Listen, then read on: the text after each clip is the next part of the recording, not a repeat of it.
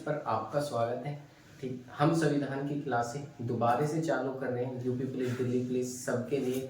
ठीक, और जो संविधान बीच में रुका हुआ था वहां से आरंभ करते हुए आज का नया चैप्टर है जिसका नाम है भारत की अनुसूची।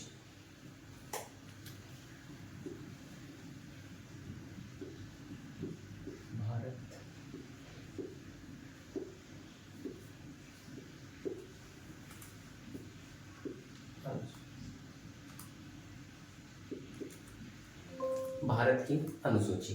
पहला क्वेश्चन, ये भारतीय संविधान में कहां से जोड़ी गई है? यदि हम देखें संविधान में भारत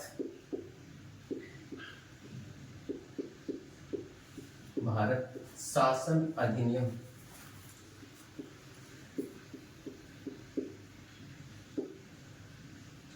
1935 से जोड़ी गई है। कब? भारत शासन अधिनियम 1935 से इनको भारतीय संविधान में जोड़ा गया है। मूल संविधान में कितने थे? मूल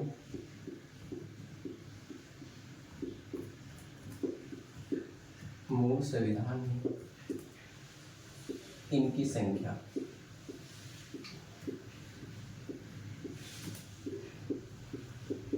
8 थी। वर्तमान संविधान में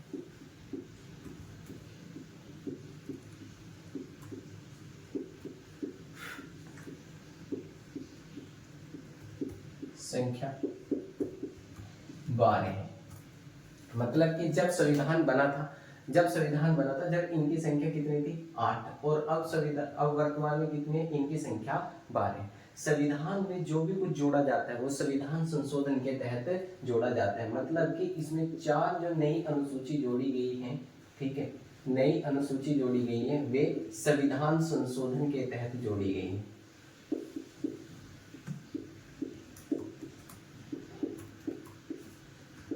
संशोधन के तहत जोड़ी गई है।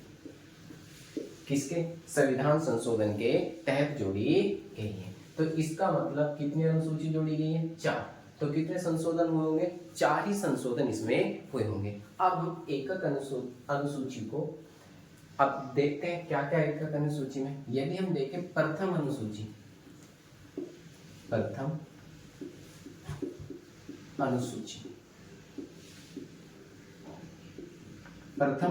में क्या? प्रथम अनुसूची में संघ व राज्यों का वर्णन। मतलब जो संघ है उस और भारत में जो राज्य हैं, जो केंद्र शासित प्रदेश है, उन सभी का वर्णन क्या है? आप कहोगे अनुसूची 1 में। यदि हम देखें इसी अनुसूची में, मतलब कि यदि हम अनुच्छेद देखें तो अनुच्छेद भी कितने आ जाते हैं? आप कहोगे अनुच्छेद आते हैं 1 से 4 तक। मतलब 1 से लेके 4 तक जो हमारे अनुच्छेद हैं उनमें भी संघ एवं राज्यों का उल्लेख है। और अनुसूची फर्स्ट, और यहीं पर क्या आ जाता है? आप कहोगे भाग फर्स्ट में भी क्या है? आप कहोगे भाग 1 में भी संघ एवं राज्यों का उल्लेख है। पहली अनुसूची किससे संबंधित है? संघ एवं राज्यों से संबंधित है। और अनुच्छेद कितने हैं? आपके 1 से लेकर 4 तक। और भाग कौन सा है? आप कहोगे भाग फर्स्ट, जो मतलब कि पहले भाग में भी इसका उल्लेख है। और ये संघ क्या होता है? संघ इसे कहते हैं कि जो हमारा भारत है उसमें राज्य प्लस केंद्र शासित प्रदेश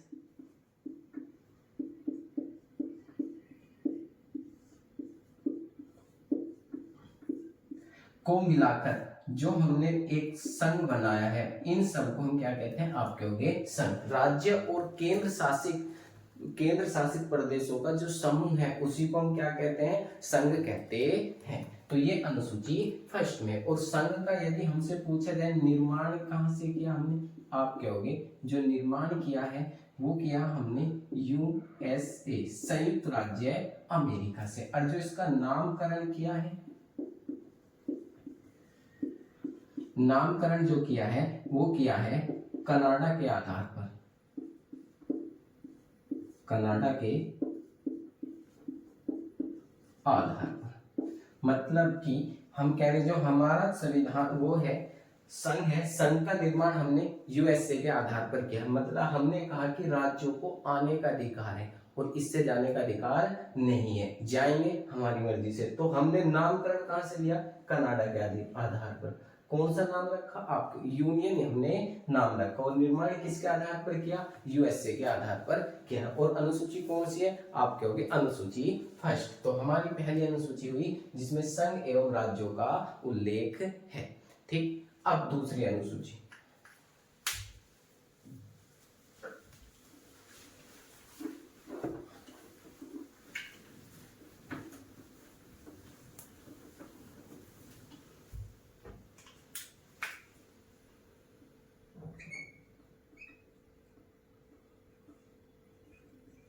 अनुसूची 2 जो संविधान है और उसमें जो हमारे संवैधानिक पद हैं, मतलब कि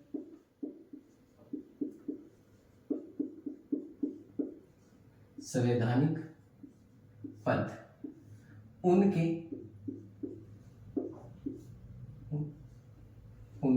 वेतन और भत्ते, वेतन व भत्तों का वर्णन है, वेतन और भत्तों का वर्णन है। मतलब कि जो अनुसूची 2 है, जो संवैधानिक पद है, उन्हीं के क्या है? वेतन और भत्तों का वर्णन है। संवैधानिक पद मतलब जैसे कि राष्ट्रपति के वेतन व भत्ते। वेतन जैसे राष्ट्रपति को प्रति माह कितना मिलता है? आप कहोगे 5 लाख रुपए प्रति माह दिया जाता है। और उनको अन्य सभी सुविधा, मोबाइल खर्च, आवास खर्च, और हम कहीं घूम रहे हैं तो यातायात खर्च, सब सुविधा दी जाती है। उन्हीं को हम क्या कहते हैं? वेतन और भत्ते। और इसमें किसको आप कहोगे? राज्यपाल के भी वेतन और भत्तों का उल्लेख किया जाता है। पर राज्यपाल को 5 लाख वेतन नहीं मिलता, उसको मिलता है कितने? आप कहोगे 3,50,000 रुपए प्रति माह का वेतन दिया जाता है। और अन्य सभी सुविधाएं उसको भी प्रदान की जाती है। और जो आपके संसद, विधानमंडल के सदस्यों का वेतन, मतलब कि जो हमारे विधानमंडल और आपके राज्य विधानमंडल है, राज्यसभा है, लोकसभा है, इन सब के सदस्यों को वेतन भी किसमें? आप कहोगे अनुसूची 2 में बताया गया है। परंतु महान्यायवादी का उल्लेख नहीं है। महान्यायवादी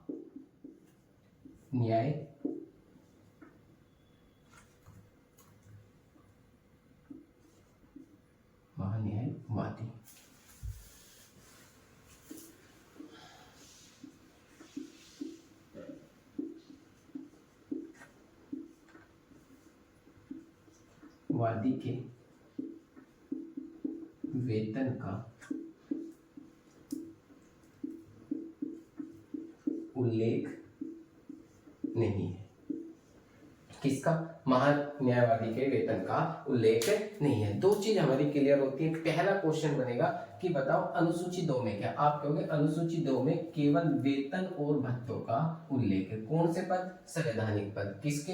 राष्ट्रपति, राज्यपाल है, संसद का, विधानमंडल के हैं। उसके बाद महान्यायवादी के वेतन का उल्लेख नहीं है। ये बात हमको ध्यान रखनी पड़ेगी। इसके मतलब इस अनुसूची में किसके वेतन का उल्लेख नहीं है? तो महान्यायवादी के उल्लेख नहीं है। इसके बाद आपकी नेक्स्ट अनुसूची आती है जिसे कहते हैं अनुसूची 3, तीसरी अनुसूची।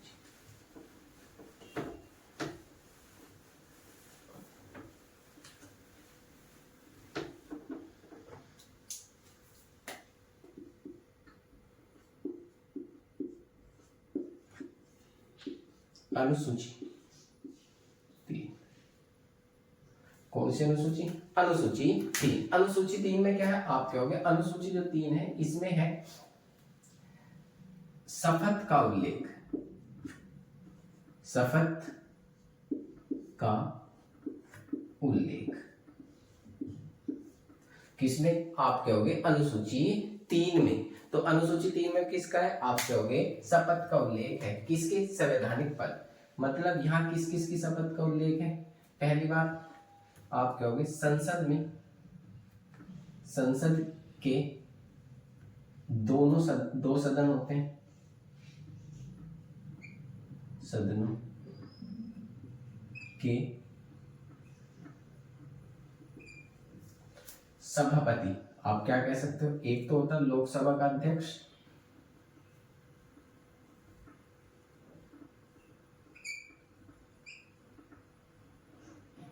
दूसरा एक होता है उपाध्यक्ष, लोकसभा अध्यक्ष और उपाध्यक्ष। उसके बाद राज्यसभा के सभापति,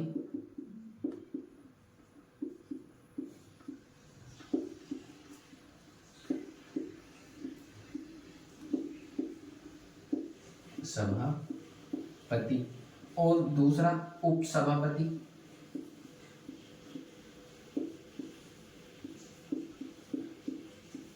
राज्यसभा के सभापति और क्या था? उपसभापति का उल्लेख है।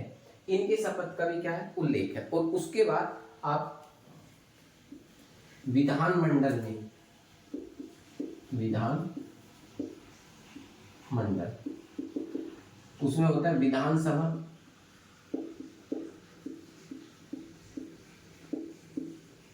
दूसरा आप क्या होगे? विधान परिषद,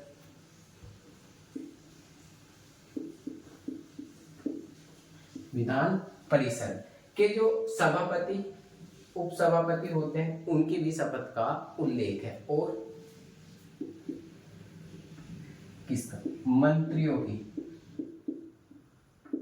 मंत्रियों की शपथ का वर्णन है, शपथ का वर्णन है।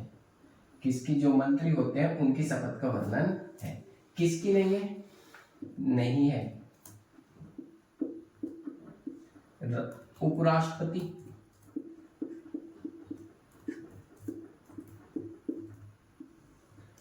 राष्ट्रपति और दूसरा राज्यपाल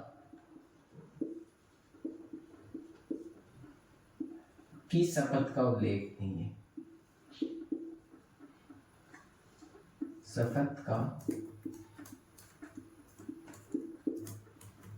उल्लेख नहीं है।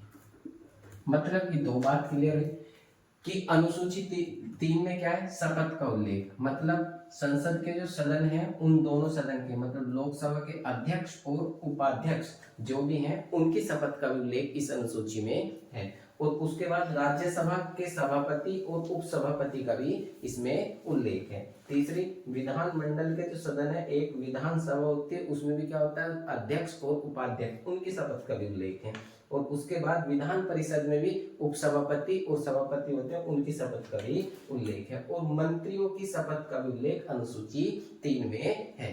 परंतु राष्ट्रपति और उपराष्ट्रपति दोनों की शपथ का उल्लेख नहीं है और राज्यपाल की शपथ का उल्लेख भी अनुसूची 3 में नहीं है। तो सीधी सी बात क्लियर हुई हमारे से। अनुसूची 3 का मतलब है शपथ का उल्लेख, क्योंकि इसमें शब्द भी 3 है, 1 2 3, तो इसी कारण इसका उल्लेख अनुसूची 3 में क्या है? आप कहोगे शपथ का उल्लेख है।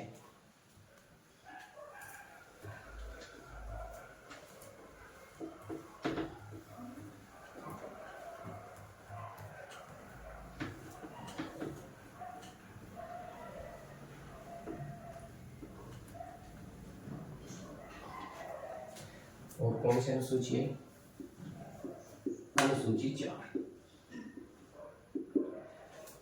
4 का मतलब आप 4 से संबंधित है राज्यसभा की, राज्यसभा की सीटों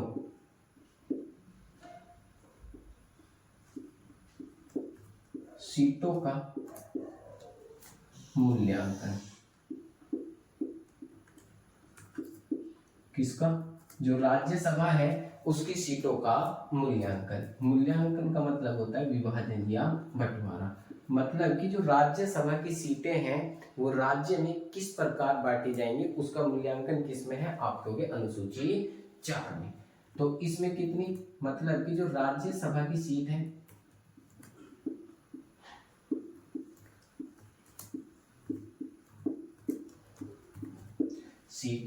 वो जनसंख्या के आधार पर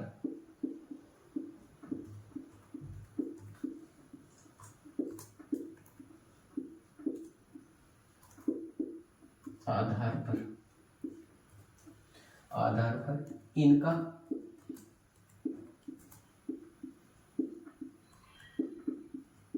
विभाजन किया।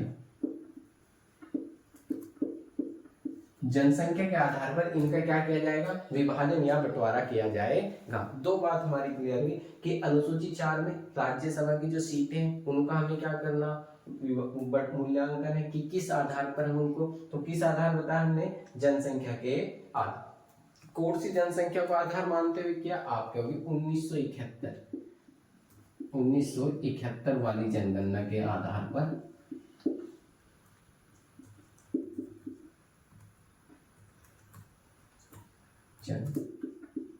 गणना के आधार पर इसका क्या किया गया?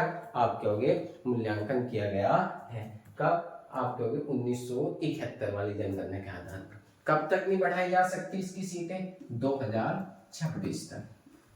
मतलब कि अब जो इनकी सीटों में वृद्धि होगी तो 2026 के बाद इनका विभाजन होगा। तो इसका मतलब जनसंख्या की वो राज्यसभा की सीटों का मूल्यांकन कौन सी अनुसूची में? आप कहोगे अनुसूची 4 में।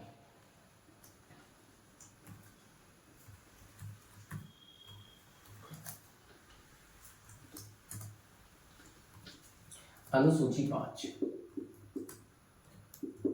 इसमें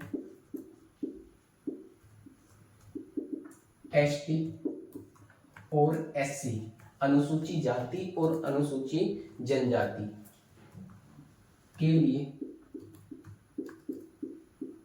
विशेष प्रावधान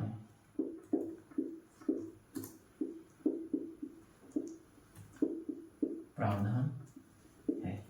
मतलब कि जो भारत में अनुसूची जाति है वो एसटी एससी है उनका क्या है? आप कहोगे विशेष प्रावधान। किस अनुसूची में? आप कहोगे अनुसूची 5 में उसका प्रावधान है। और इसी के बाद अगली अनुसूची आ जाती है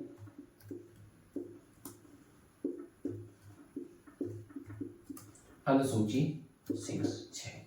इसमें है विशेष राज्यों का अधिकार।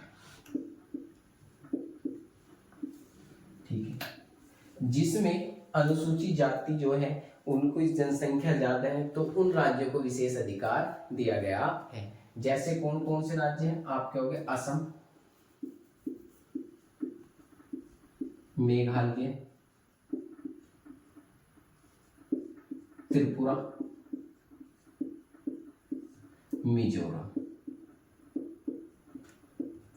असम, मेघालय, त्रिपुरा और मिजोरम, इन राज्यों को क्या दिया गया है? आप कहोगे विशेष अधिकार दिया गया है। क्योंकि इसमें क्या है? आप कहोगे इनमें अनुसूचित जाति की जनसंख्या क्या अधिक है, इस कारण इनको विशेष अधिकार दिया गया है। ठीक, अनुसूची 7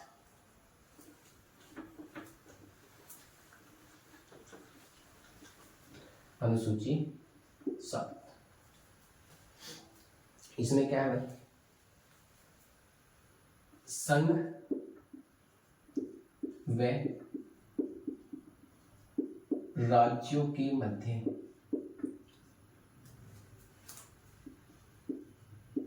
शक्ति का विभाजन।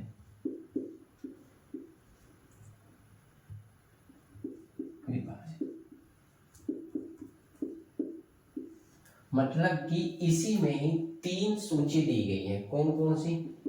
संघ सूची, राज्य सूची और समवर्ती सूची। संघ सूची, राज्य सूची और समवर्ती सूची, इनमें क्या कानून बनाने का अधिकार। तो संघ सूची पर कानून बनाने का अधिकार किसको है? आपके केंद्र सरकार को है। केंद्र सरकार। राज्य सूची पे कानून बनाने का अधिकार किसको है? राज्य सरकार को है।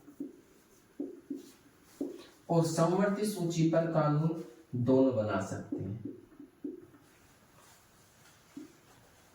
दोनों बना सकते हैं। कौन कौन? केंद्र सरकार भी और राज्य सरकार भी।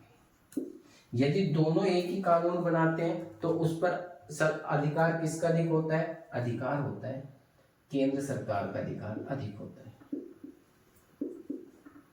किसका? केंद्र सरकार का अधिकार सबसे अधिक होता है। और इसमें जो विषय है, विषय मतलब मूल संविधान, जब संविधान बना था जब कितने विषय थे, और वर्तमान मतलब है कि अब कितने हैं। संघ सूची में जब संविधान बना था जब 97 विषय थे, उसके बाद अब वर्तमान में कितने विषय हैं? 100 विषय। तो मतलब कि जो संघ सूची में वर्तमान में कितने विषय पूछे जाएंगे आप बताओगे? 100 विषय। और मूल संविधान में कितने थे? 97 विषय थे। और राज्य सूची में कितने थे? आप कहोगे राज्य सूची में मूल में 66 थे, अब कितने हो गए? अब क्या हो गए? 62 हो गए। कितने हो गए? 66 से 62। और उसी के बाद अब कितने थे? इसमें मूल में कितने थे? 47। और कितने हो गए? 52। ठीक है, 61 है। तो इसका मतलब कितने हैं वर्तमान में? 52। मतलब कि इसमें पहले ज्यादा थे अब कम। इसके जो 5 विषय हैं वे कहाँ चले गए? आप कहोगे समवर्ती सूची में चले गए हैं। और वो किस संविधान संशोधन के तहत? आप कहोगे 42वें संविधान संशोधन के तहत। कौन से संविधान संशोधन के तहत? 42वें संविधान संशोधन के तहत।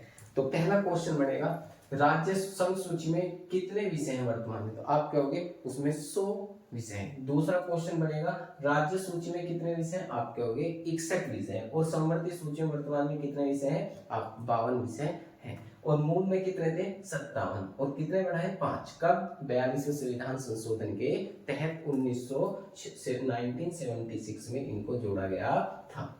ठीक, इसमें कौन से जो राज्य और संघ दोनों के अधिकार में आते हैं उन विषयों को इसमें रखा गया था। कौन सी अनुसूची में? 7वीं अनुसूची इंपोर्टेंट है क्योंकि इसमें शक्ति का विभाजन है। कौन कौन सी? आप कहोगे समवर्ती सूची, राज्य सूची और संघ सूची। और सबसे ज्यादा अधिकार कौन सी उस पर होता है? आप कहोगे संघ समवर्ती सूची पे सबसे ज्यादा अधिकार किसका होता है? केंद्र सरकार का होता है। नेक्स्ट अनुसूची 8।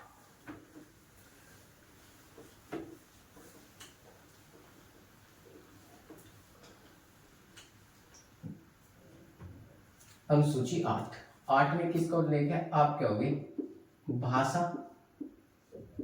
का उल्लेख है। किसका उल्लेख है? भाषा का। मतलब कि 8वीं अनुसूची का संबंध किससे है? भाषा से। तो आपसे पूछा जाएगा भारत में कितनी भाषाएं? मूल संविधान में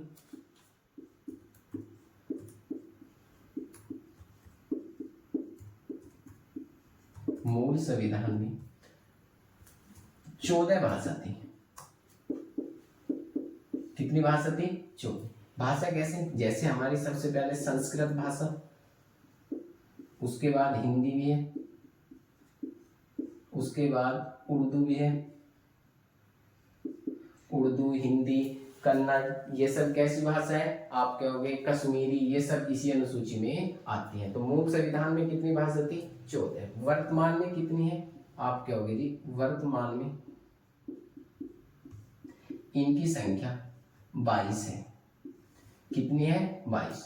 तो क्वेश्चन बनेगा कि वर्तमान में 14 भाषा थी, वो सॉरी मूल संविधान में 14 भाषा थी, तो इसीलिए राज्य भी कितने थे? आप कहोगे राज्यों की संख्या भी 14 ही थी, क्योंकि भाषा के आधार पर ही राज्य बने थे, इसलिए उनकी संख्या भी कितनी थी? 14। अब वर्तमान में कितनी भाषा हो गई? 22 भाषा हो गई है। और ये कैसे जोड़ी गई? संविधान संशोधन के तहत। 21वें संविधान संशोधन के तहत कौन सी जोड़ी गई थी? आप कहोगे सिंधी जोड़ी गई थी, ठीक है, और अन्य भाषा जोड़ी गई थी। और इस सब को कहाँ किया जाएगा? जब हम भाग कौन सा पढ़ाएंगे? भाग पढ़ाएंगे 17 और 17 में ही भाषा को बताएंगे, तब यहाँ पर हम पूरी भाषाओं का वर्णन करेंगे। तो इसका मतलब 8वीं अनुसूची में क्या है? आप कहोगे 8वीं अनुसूची में भाषा का उल्लेख। तो हम देख सकते हैं पहली अनुसूची में क्या था? आप कहोगे प्रथम अनुसूची में था संघ व राज्य, एक लाइन में देख सकते हैं। दूसरी अनुसूची में क्या था? दूसरी अनुसूची में था वेतन व भत्ते। तीसरी अनुसूची में क्या था? शपथ का उल्लेख। चौथी अनुसूची में क्या था? राज्यसभा की सीटें, जनसंख्या। पांचवी अनुसूची में क्या था? एसटी और एससी। छठी अनुसूची में क्या था? विशेष राज्य का अधिकार। और सातवीं अनुसूची में क्या था? शक्ति का विभाजन।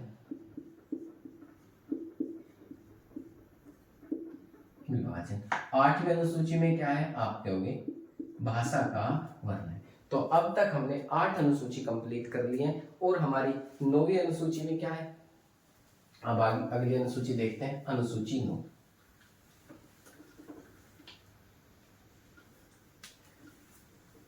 अनुसूची 9। अब मूल संविधान में कितनी थी? 8। अब अगली अनुसूची आई तो इसका मतलब हमें कोई संशोधन करना पड़ेगा, तभी अनुसूची जोड़ी जाएगी। आप कहोगे इस अनुसूची कब जोड़ेगी? आप कहोगे प्रथम, पहला संविधान संशोधन, संविधान संशोधन 1951 में इसे जोड़ा गया, जोड़ा गया। मतलब प्रथम संविधान संशोधन किया गया 1951 में और इस अनुसूची को जोड़ा गया। और इस अनुसूची में क्या था? आप कहोगे भूमि संबंधित सुधार।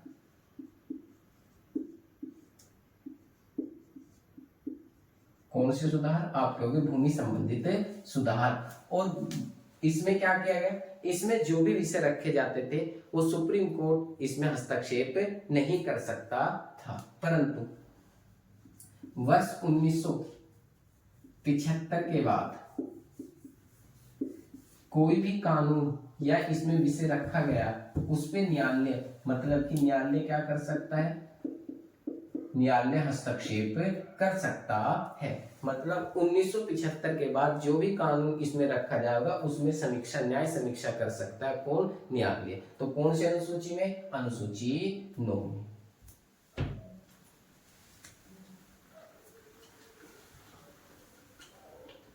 अनुसूची 10वीं अनुसूची में क्या है? आप कहोगे दल बदल। दल बदल किससे संबंधित है? राजनीति से संबंधित है। कोई भी नेता जीत कर आता था, वो जिस दल से जीत कर आता वो छोड़ के दूसरे दल में चला जाता था, और इसी कारण एक नए अनुसूची बनाई जिसको कहते हैं दल बदल। कब जोड़ी गई है? ये जोड़ी गई है 52वें संविधान संशोधन, संविधान संशोधन 1985 में इसको जोड़ा गया था। कब जोड़ा गया था? वर्ष 1985 में इसको जोड़ा गया था। कौन सी को? अनुसूची 10, जिसको कहते हैं दल बदल। और 93वें संविधान संशोधन के तहत 2003 में इस पे कठोर कानून बना दिया गया था। कौन सा कानून बना दिया गया था? कठोर। यदि कोई सदस्य दल बदल करता रहे मिलेगा तो वो चुनाव नहीं लड़ सकता, उसे अयोग्य घोषित कर दिया जाएगा। और दल बदल पर अंतिम निर्णय किसका होगा? आप कहोगे लोकसभा के अध्यक्ष का या राज्यसभा के सभापति का अंतिम निर्णय होता है। एक और अनुसूची, अनुसूची 11 में है क्या है? आप कहोगे ग्राम पंचायत। ग्राम पंचायत कब जोड़ी गई? 73वें संविधान संशोधन के तहत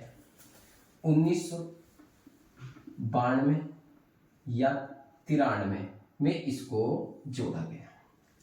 कब? 1992 और 1993 में अनुसूची किसको आप कहोगे? अनुसूची 11 को जोड़ा गया। किससे संबंधित थी? आप कहोगे ग्राम पंचायत से। और इसी के साथ कौन सा जोड़ा गया?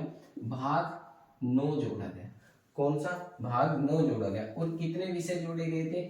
आप कहोगे जो विषय थे वे विषय की संख्या थी 29। विषय मतलब जो हमारे ग्राम प्रधान होते हैं उनके जो जो कार्य होते हैं अपने उसमें क्षेत्र में लेके उन विषय की संख्या कितनी बताई गई है? 29 बताई गई है। कब जोड़ी गई? आप कहोगे 73वें संविधान संशोधन के तहत। और इसी में जो आर्टिकल जोड़ा गए थे वे जोड़े गए थे 243।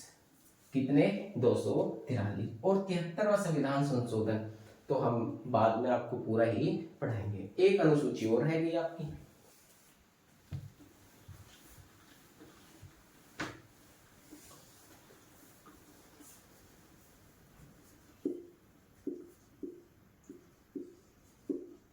अनुसूची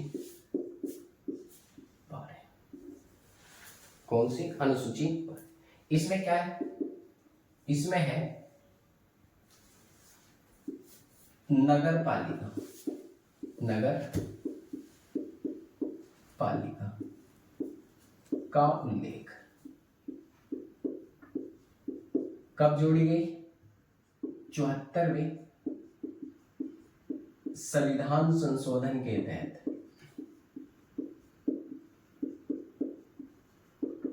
कब? 1992 व 93 में। 74वें संविधान संशोधन के तहत 1992 और 1993 में इसको जोड़ा गया था। और इसके बाद इसमें विषय कितने रखे? भाग कौन सा जोड़ा है? भाग क्या होगे? भाग जोड़ा 9 के। विषय कितने थे इसमें? आप कहोगे विषय थे 18 विषय। और आर्टिकल आप कहोगे जो अनुच्छेद थे वो 243।